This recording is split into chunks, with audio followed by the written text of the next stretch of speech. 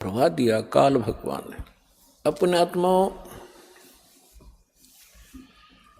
अब 3 युगों के अंदर जीव पार कम होते हैं और चौथा युग जो कलयुग आता है, और उस कलयुग का भी ये प्राइम टाइम है। इसको बिचली पीढ़ी कहा है परमेश्वर ने। परमात्मा ने कलयुग को 3 चरणों में बांटा है। प्रथम चरण वो है जो परमेश्वर स्वयं आए थे, और ये बिचली पीढ़ी है, इसको दूसरा चरण है। और अंतिम जो लास्ट चरण है कलयुग का, तो इन तीनों को बांटा है परमात्मा ने, क्योंकि प्रथम चरण के अंदर ये जीव घने दुखी नहीं होते। पहले वाले युगों से की तुलना में तो दुखी होते हैं, लेकिन इतने नहीं होते। इतनी जलालत नहीं भरती जितनी अब भरगी हमारे अंदर। इसका कारण क्या है ये बताएंगे आपको। अब परमात्मा ने, जब हम यहाँ आ गए, हम मरने लगे, जब हमें बहुत दुख हुआ। क्यों मर रहे हैं? एक व्यक्ति के बारे में बताते हैं, एक राजा बना और लाख वर्ष तक जीवित रहा, लाख वर्ष तक राजा ही रहा, और मरने लगा। जब उससे यमदूत लेने आए तो उसने कहा मुझे एक सांस और दे दो। यमदूतों ने कहा कि खबरदार, एक सांस भी लिया। उसने कहा तुम मेरी सारी पृथ्वी ले लो, मुझे कुछ जीवन दान दे दो। उन्होंने कहा कि हम ये नहीं कर सकते, तेरा समय आ गया, तू चल। तो हम मरना क्यों नहीं चाहते? हम अपने आप को वृद्ध भी देखना नहीं चाहते। आप देखते हो आजकल कितनी बकवादें चल गई हैं। ये बूढ़े बूढ़े हीरो 70-70 साल के मेकअप करवा के, सर्जरी करवा के, इन हड्डों पर कितने दिन सर्जरी कराओगे? फिर यह सर्जरी शमशान घाट पर होगी थारी। फिर कराइयो के सर्जरी कराओगे, गधे कुत्ते बन कैसे बूढ़े मुंह लगेंगे तुम्हारे।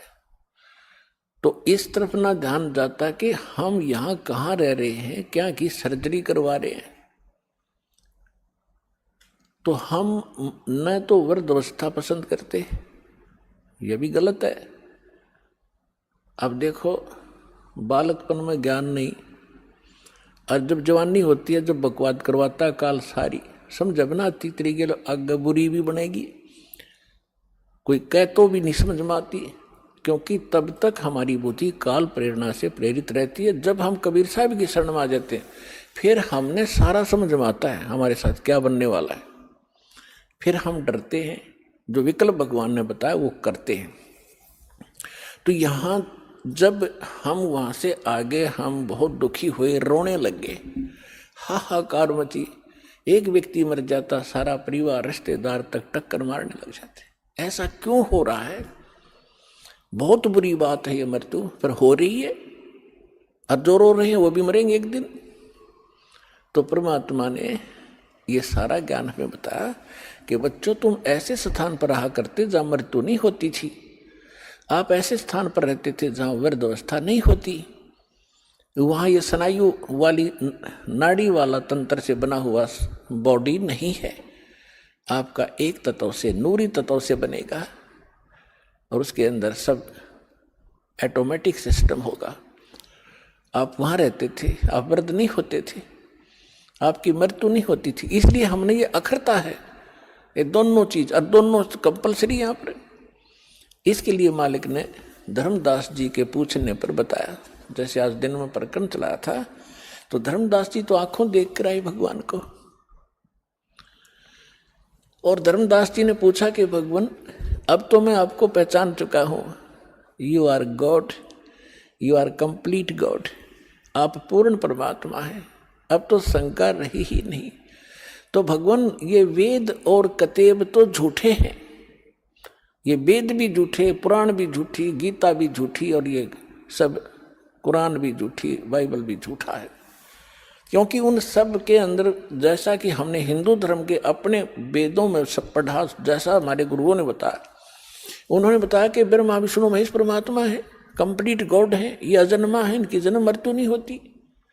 और भगवान वास्तविकता ये है कि आप गॉड हो, ये झूठे हैं वेद और कतेब। परमात्मा ने कहा नहीं, वेद कतेब झूठे नहीं भाई, झूठे हैं जो समझे नहीं। ये चारों वेद मेरी महिमा गाते हैं।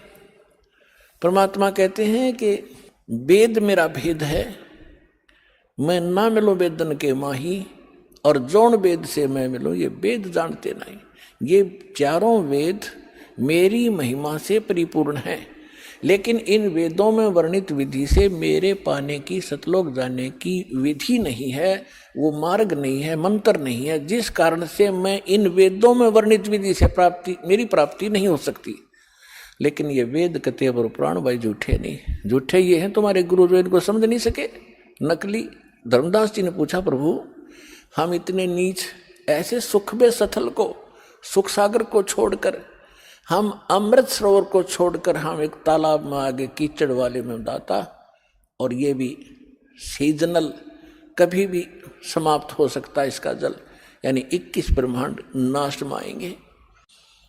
हे दाता, फिर आपने हम पर कैसे दया करी, आपने कैसे दया करी हम नीच प्राणियों पर दाता, आप कैसे आए, किस लिए, क्या कारण हुआ आपने यहाँ हमें फिर भी आने का। परमात्मा ने कहा, भाई आप मेरी आत्मा हो, चींटी से लेकर हाथी तक।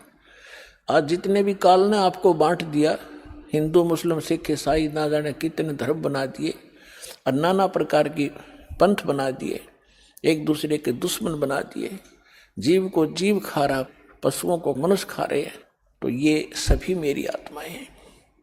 अपने का दुख अपने को होता है, जिसको तुम भगवान मान बैठे भगवान नहीं है, ये स्वयं काल है, खुद कहता मैं काल। और आपको दिखता है कितनी सुविधाएं दे रखी हैं, अच्छी बढ़िया काजू किस्मत सेब संतरे खाने को है, कनक है, चावल बासमती है, शुगर बना ली, सारा बढ़िया काम कर रखा है, बढ़िया हवा चलती है।